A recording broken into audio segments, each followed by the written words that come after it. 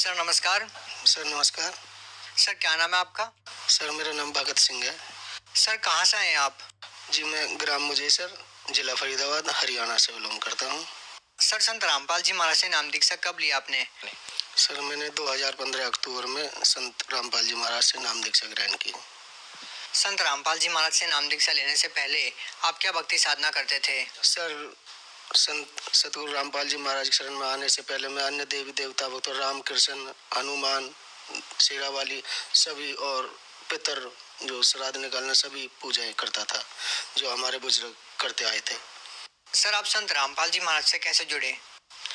Sir 2015 में हमारे colony में एक आदमी किराए पर रहने के लिए आए किराएदार। वो रात को अकेला था, सिक्योरिटी गार्ड था। रात को मेरी दुकान थी तो मेरी दुकान में ही आके वो सोता था सर। तो वो सत्संग चलाता रहता और मैं वो सत्संग सुन के एक बात बहुत इम्प्रेशन मेरे पे हुआ तो मैंने संत रामपाल जी महाराज की शरण में आने का फैसला कर लिया। सर ऐसी कौन सी बात आपने उस सत्संग में सुनी कि आपको लगा कि संत रामपाल जी महाराज से नाम दीक्षा लेनी चाहिए? सर सत्संग हम सुन रहे थे कि ब्रह्मा विष्णु महेश के माता पिता समझ लो कि सृष्टि रचना चल रही थी।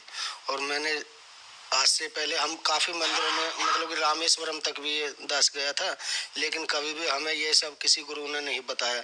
तब मैंने वो सृष्टि रचना सुनी और मैंने उसी समय ये सुना जो है निश्चय कर लिया कि मुझे परमात्मा की शरण में जाना है। सर देखिए, कोई भी व्यक्ति जब किसी संत को अपना गुरु बनाता है तो कोई ना कोई रीजन तो जरूर होता है। उद्देश्य चाहे आध्यात्मिक लाभ लेकर हो, चाहे मानसिक लाभ लेने का हो, चाहे भौतिक लाभ का हो। तो सर आपका क्या उद्देश्य था संत रामपाल जी महाराज से नाम दीक्षा लेने का और आपको क्या लाभ हुए? सर सबसे बड़ा लाभ तो हमें आध्यात्मिक लाभ जैसे मैंने बताया कि सृष्टि रचना जैसे कि हमने कभी किसी से नहीं सुना था। और रही बात शारीरिक लाभ की तो सर मैं बता दूं कि मैं पहले बहुत नशे करता था। दारू गांजा भांग शराब जितने भी हैं टोटल नशे दास किया करता था। संत रामपाल जी की शरण में आने से पहले सबसे पहले तो मुझे एक लाभ हो गया, नशे छूट गए। उसके बाद भगत जी आ जाते हैं। लाभ देखा जाए तो ये कि पहले आर्थिक स्थिति तो जब नशा करेगा आदमी तो अपने आप ही डमाडोल होनी है, लेकिन परमात्मा की रजा रही और आर्थिक लाभ भी मुझे काफ़ी होने लगे। 2-3 कमरे भी बना दिए, दुकान भी पक्की बना दी, परमात्मा ने रजा करी। संत रामपाल जी शरण आने के बाद भी मेरी भगतमती ने नाम नहीं लिया था। वो अन्य देवी देवता की पूजा जो है करती रही थी और उनको भूत प्रेत का ये ऊपरी चक्कर भी था। लेकिन महाराज जी की शरण में आई 17 में तो उनका सबसे बड़े ये लाभ हुआ कि उनका ऊपरी चक्कर जो है खत्म हो गया। वो शरण में आई, नाम उपदेश लिया। उस समय जब हम आए थे तो असुर निकंदन रमेनी राक्षसों का नाश करने वाली आरती जो है चल रही थी और हमने आए और वो आरती के समय ही 5 मिनट में ही थोड़ा खेला कूदी हुई, उसके बाद बिल्कुल एकदम स्वस्थ हो गई। उसके बाद अभी तक उसे कोई ऐसी परेशानी नहीं हुई है।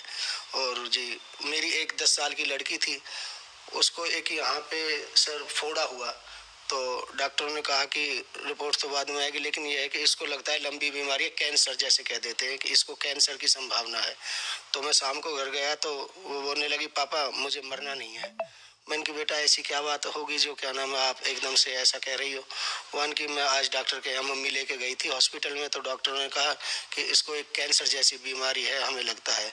तो मैंने कि हमें मरना नहीं है। मैंने कि बेटा आपको कुछ नहीं होगा, चलो मालिक के समय। मैंने आए और परमात्मा से उनको नाम दीक्षा दिलाई और भगत जी जब हम रिपोर्ट लेने के गए तो उसमें कुछ ऐसी बीमारी नहीं आई और वो फोड़ा नाम लेते ही वहीं के वहीं अपने आप 3 दिन में अपने आप बैठ गया। ना कोई दवाई ना कोई गोली ली भगत जी। सबसे बड़ा लाभ ये भी हुआ हमें। सर ऐसा कहा जाता है कि जो भी संत रामपाल जी महाराज से नाम दीक्षा लेने के लिए उनके आश्रम में जाता था तो उनसे पैसे लिए जाते थे। तो सर क्या आपसे भी संत रामपाल जी महाराज से नाम दीक्षा लेने के लिए पैसे लिए गए? नहीं जी भगत जी, ये तो बिल्कुल सरासर झूठ है और हमने तो नाम दीक्षा ली है। हमसे आज तक ना कोई वहाँ पे एक चवन्नी भी नहीं ली गई। पैसे तो बहुत बड़ी बात है, ये बिल्कुल झूठ है। वहाँ तो हमसे कुछ लिया जाता है तो हमारी बुराइयाँ। ये सबसे पहले नियम में लिखा होता है कि आपको शराब मांस मीट मच्छी दारू अंडा शराब ये सब छोड़ने।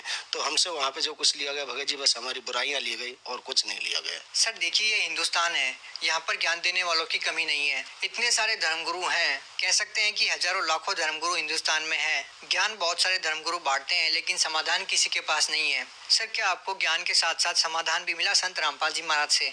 जी हाँ, बिल्कुल सर, मुझे ज्ञान के साथ साथ समाधान भी मिला। जो हमारे मन में जो प्रश्न आए उनके तुरंत के तुरंत हमको जवाब या तो हमारे भक्त लोगों ने या हमें सत्संग के माध्यम से बिल्कुल तुरंत मिला। सर, जैसे कि आपको आर्थिक परेशानी थी, उसका समाधान आपको मिला, और आपको जो शारीरिक परेशानियां थी उसका भी समाधान आपको मिला। जी हाँ, बिल्कुल सर, मिला बिल्कुल। आज मेरे पूरे परिवार में सुख शांति है, मेरा नशा छूट गया है, मेरी आर्थिक प्रॉब्लम जो है बिल्कुल सॉल्व हो चुकी है।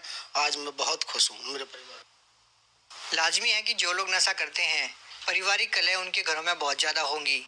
सर, आप उन लोगों को क्या कहना चाहेंगे जो लोग चाहते हैं कि नशा छोड़ दें? कोई नहीं चाहता कि किसी के घर में कलह हो, लेकिन वो लोग चाहकर भी नशा नहीं छोड़ पाते हैं। उन लोगों को आप क्या कहना चाहेंगे, कैसे वो लोग नशा छोड़ सकते हैं? सर जी, मैं उन लोगों को यही संदेश देना चाहूँगा कि मैं खुद नशा मुक्ति केंद्र में भी रह के आया था, लेकिन वहाँ जाने के बाद भी मेरा नहीं नशा छूटा। लेकिन सतगुरु संत रामपाल जी महाराज की शरण में आने के बाद मेरा नशा छूट गया। तो कृपया संत रामपाल जी महाराज की शरण में आएं और अपना कल्याण कराएं। बहुत बहुत धन्यवाद। सत साई।